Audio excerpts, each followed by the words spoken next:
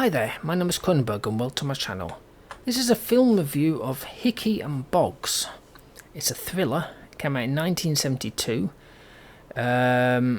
It's an 18, well it says an AA in IMDb and an 18 in Amazon, so I'm going to go with AA is 18, I don't know. An hour and 51 minutes, Amazon is 4.2 out of 5, IMDb is 6.3 out of 10. I'll read both of the synopsises. So, Amazon is: Bill Cosby and Robert Culp are united again as private eyes in this Walter Hill scripted film noir. Searching for a missing girl, they find themselves involved with vicious criminals and precipitating a string of deaths. And IMDb is: two Los Angeles private eyes follow a missing woman to a bank loot. So, the director is Robert Culp, who directed Operation Breakfast. Producer, well, there's two of them, but with producer on, we have. I'm going to try it. Fouad Said, Fouad Said, who produced The Deadly Trackers. Music was by Ted Ashford, who did The New Spartans. So the cast, we have Bill Cosby, who was Al Hickey, who was in The Cosby Show, the series, he's on the right. And Robert Culp, who is Frank Boggs, who was in I Spy, the series, he's on the left. By the way, Robert Culp has also been in quite a few Columbo films. If you ever seen the Columbo series with Peter Falk, he's in a couple of those. He's great as an ice cream man. Well, he wasn't an ice cream man, but you know what I mean. Lester Fletcher was Rice, who was in Hitler. Carmen Christina Moreno was Mary Jane, and she was in Cactuses. And James Woods was Lieutenant Wyatt, who was in Videodrome. It was filmed in the Dodger Stadium, the Los Angeles Memorial Coliseum, and Union Station, all in California. And it's known as Magman Heat or Hickey and Boggs. And trivia, this was Walter Hill's first credit as screenwriter. He later said he hoped the title roles would be played by Jason Robards and Strother Martin, no idea who those are, rather than the popular TV team of Robert Culp and Bill Cosby. But he later said he found the film they made was okay. So I love 70s films for some bizarre reason, I don't know why, but I just do. Now it starts with a passenger train and some woman walking off. It turns out this is Mary Jane. And then she's on a public phone with no connection or something. You can't hear. You just hear the tick, tick, tick, tick, tick, tick, tick.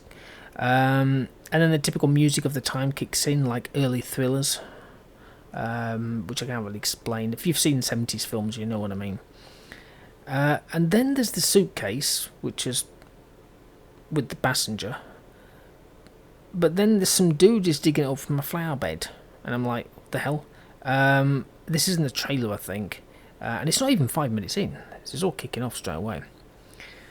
Now, Hickey had just met this Mr. Rice on the beach.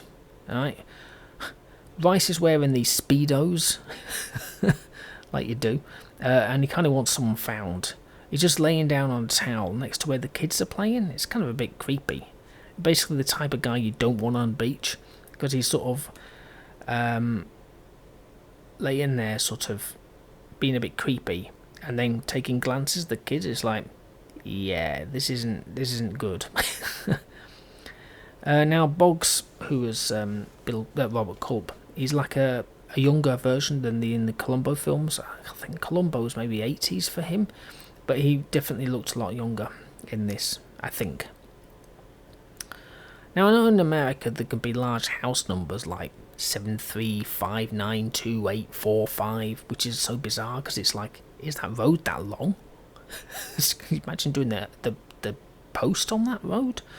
It always amazes me. Anyway, but Hicks is knocking on this door and it's 1338 and a half. What's the half? I mean, it's the next floor up, but would that not be just the next number, or is it maybe floor 1 of 2, or is it like flat A? Because we have flat A's and flat B's, but we don't have that. I've never seen that anyway. Ah, blood. So rich in colour. It could be paint. It probably is. Now, I thought these two were private investigators, but then Boggs is at a crime scene. It must have been a bit peckish, because he just nibbled on some bacon. He's actually pretending to be an insurance salesman or something. But yeah, he just nibbled on some bacon that just happened to be there by a dead body. So it's amazing he did this about like 4 times. So back in the day, you used to have parking meters that used to just, you had to pay money and it tells you how long you got. We have them nowadays, but these were on the end of each bay, as it were. And he just pops a paper bag over it saying out of order. It's like, yes. And he does it a few times, including one point where he's basically running for his life and he picks up the paper bag. It's like, right. Now, there's the 3 bad guys, which I can't remember who they are. They never smile. They look serious, even when walking. It's basically how to spot the bad people. And of course you can smash through a door like it's made of balsa wood. And remember the golden rule when searching a room? Throw things all over the place, smash and break things. They'll never know you're there. Different times.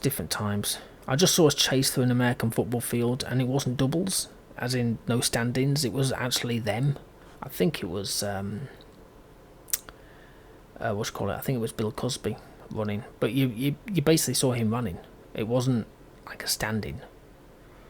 And then there was a guy shooting a machine gun. Of course, if he actually wanted to kill them, he was doing a lousy job. He kept shooting at the wall. In fact, I think it's in the trailer, I can't remember, but it's where Cosby sort of like hide behind a wall because he can't shoot for shit. And then James Woods appears, and I thought, because when you see somebody, you think, is that James Woods? And it was. He was young, very young. Now at this point, I think it was about like halfway or even 3/4 of the way through, I was a bit confused on the plot. Some stuff I got, but some stuff just didn't make sense. It's maybe one of those films that just like gels all at the end, but I was at a point where it was so misjointed and confusing, I didn't know what was going on. But what I do like is the music isn't overpowering, or like most of the time. Sometimes it's just none at all, which is kind of nice. But yeah, it was a strange film. I didn't think it was that great. A lot of people, 6.3 rating. It didn't work for me at all. I'm giving it a 4. That's being generous. It just didn't get me at all. Anyway, hopefully you've enjoyed watching and listening to this film review of Hickey and Boggs. Please subscribe to my channel. I've got plenty of the film reviews. I've got some from the 70s, but I don't know what else I've got. Probably some thrillers. Give me a thumbs up if you liked this video. Leave a comment below if you've seen this film. Did you like it? Some people probably did. Okay, well, thank you and goodbye.